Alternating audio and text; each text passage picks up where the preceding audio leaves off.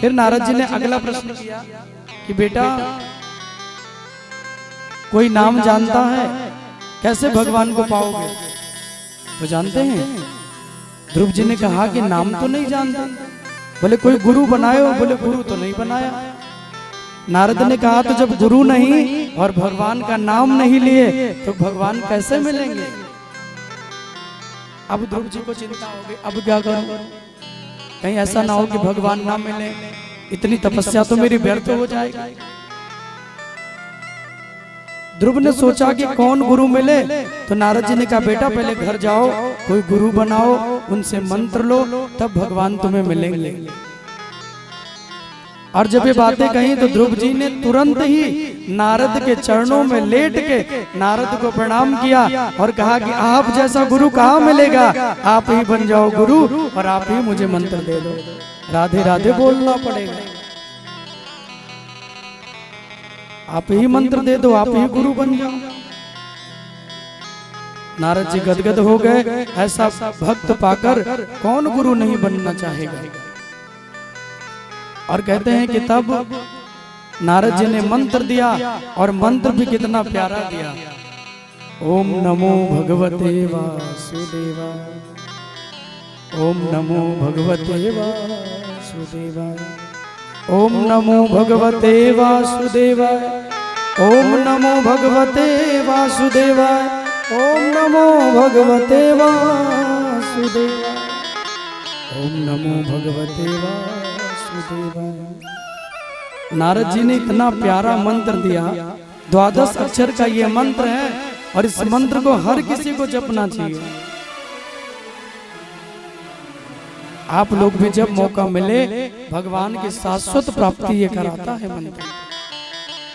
माला हो तो तुलसी की माला से एक माला नित्य ओम नमो भगवते वासुदेवाय की करिए। माला ना हो तो 11, 21, 108 जितना भी कर पाइए उतना करिए। ध्रुव जी को मंत्र दे दिया, ध्रुव जी चले मधुबन में, वृंदावन के किनारे आए और एक चरण पे ध्रुव जी खड़े हो गए। और जब एक चरणों पे खड़े हुए, पहला महीना आया, 3 दिन भूखे रहते हैं, 3 दिन के अंतराल पे भोजन करते हैं। दूसरा महीना आया तो 6 दिन भूखे रहते हैं, 6 दिन के अंतराल पे पत्तों को खाते हैं। आप जरा विचार करिएगा, ध्रुव की भक्ति, भगवान ऐसे नहीं मिलते। 5 वर्ष का बालक है, कितनी कठिन आराधना कर रहा है। इंद्र का सिंहासन डोल गया, देवता कांपने लगे, कौन भक्त आ गया जो भगवान की इतनी कठिन आराधना कर रहा है। इंद्र को लगा कहीं ऐसा तो नहीं कि मेरा इंद्रासन मांग लेगा। अच्छा, इंद्र को चिंता बहुत जल्दी हो जाती है। कोई भी यज्ञ तपस्या करने के लिए आए ना तो इंद्र पहले टेंशन में हो जाते हैं, मेरा ही तो राज्य नहीं मांग लेगा, स्वर्ग तो नहीं मांग लेगा। इंद्र ने अग्निदेव को भेजा, जहां ध्रुव जी खड़े वहां अग्नि लग गई, चारों तरफ भीषण अग्नि जलने लगी, पेड़ पौधे सूखने लगे, लेकिन ध्रुव की अखंड भक्ति जगी है। इतनी अग्नि की लपटों में भी ध्रुव जी खड़े हैं। वायु चलने लगी, तूफान आया, बारिश हुई, अग्नि लगी, तब लक्ष्मी जी पहुंची। लक्ष्मी जी ने देवताओं को डांटा, मेरा पुत्र है, भगवान को पाने के लिए आया है और तुम देवता ऊंच निवास नीच करते थे। मानस में तो यही कहा जब सरस्वती जी को भेजा भगवान को बन के लिए। सरस्वती जी ने कहा, अरे देवताओं, तुम इतने स्वार्थी हो, जो राम सबको अपने प्राणों से ज्यादा प्यारे हैं, तुम उन राम का तिलक नहीं बल्कि उनको वन भेजना चाहते हो। देवताओं ने कहा कि माँ, चाहता तो मैं भी नहीं कि राम वन को जाए, लेकिन राम बनेंगे तभी जब वो वन को जाएंगे। और सच तो यही है कि राम बन के गए और श्री राम बन के भगवान वहां से लौटे। और जानकी मैया जहां रहती है ना, उसको सुंदर ही कर देती है। अयोध्या में रही तो श्री अयोध्या जी सुंदर हो गए, मिथिला में रही तो श्री मिथिला जी सुंदर हो गए। और जब माँ जानकी को रावण चुरा के ले गया, लंका में रखा, तो लंका भी लंका नहीं रही, वो भी श्रीलंका हो गई। वहां भी माता ने अपनी कृपा कर दी। हाँ जी कि ना जी? सुंदरता कहूं सुंदर करही, सुंदरता को भी जो सुंदर कर दे वो है हमारी माता जानकी। वो बड़ी कृपालु है। जहां रही माँ वहां सुंदर ही किया।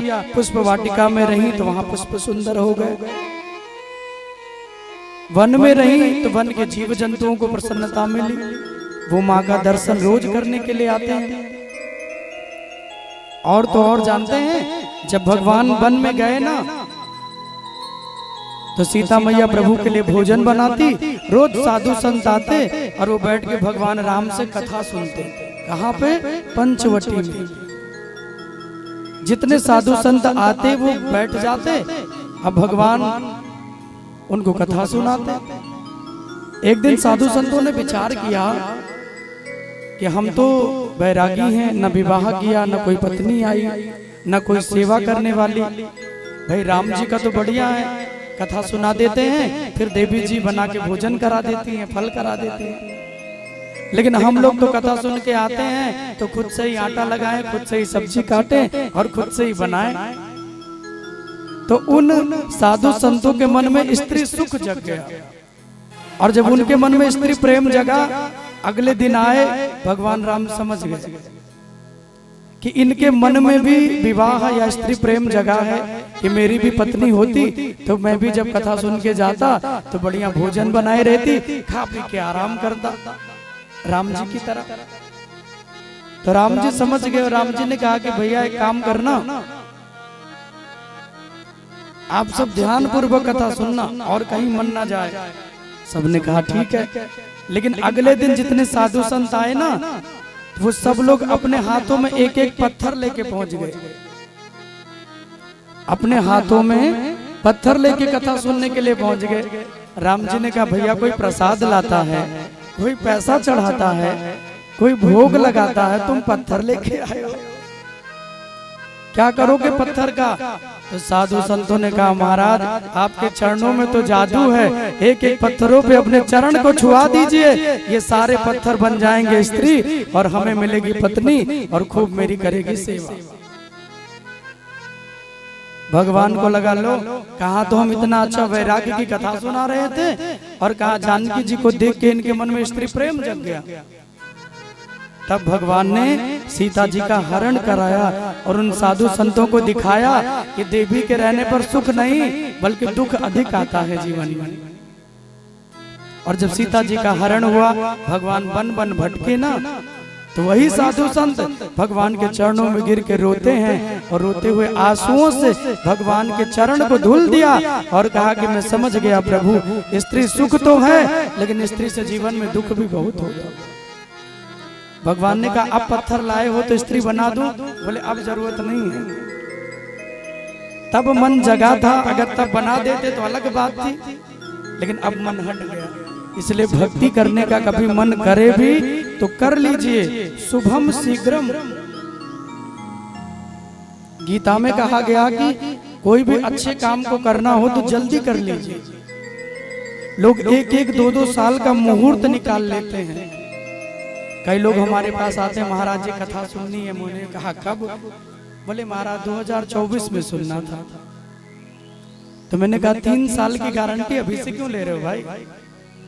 2 महीना 6 महीना 1 साल बहुत है। 3 साल में कौन रहे, कौन क्या हो, कैसे हो, इतना लंबा नहीं। अच्छे काम को जल्दी कर लीजिए, जितनी व्यवस्था है उतने में ही कर लीजिए। मान लीजिए आपके द्वार पे कोई याचक आ गया, भूखा है, मांगने लगा कुछ, अब आपने उसे लौटा दिया कि अभी नहीं शाम को आना, तो क्या पता वो किसी और घर चला जाए, उसे भोजन मिले, शाम को वो लौट के आए ना। क्या पता आपके घर में कुछ ऐसी विपत्ति आए कि आप उसको देने के लायक ही ना रहो। ये संभव है कि नहीं?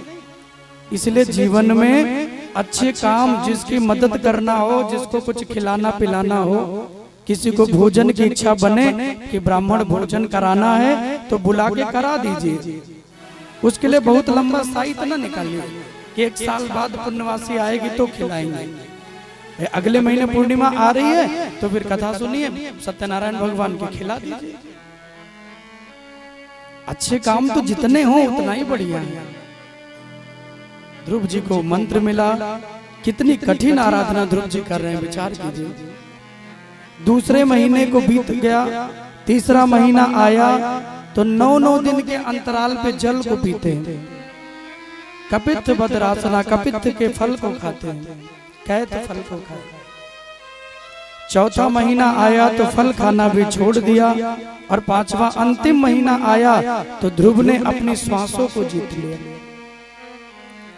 अपनी श्वास को जीत के ध्रुव जी एक टक ओम नमो भगवते वासुदेवाय, ओम नमो भगवते, आप भी बोल लीजिए ओम नमो भगवते। इस 12 अक्षर का मंत्र करते जा रहे हैं।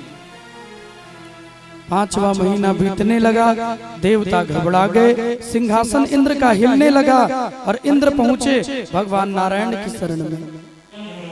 और जब इंद्र भगवान के शरण में गए तो तुरंत हाथ जोड़ के कहा कि प्रभु कि नैवं विदामो भगवन् प्राणरोधम चराचरस्याखिल सत्वधाम्ना विधेहि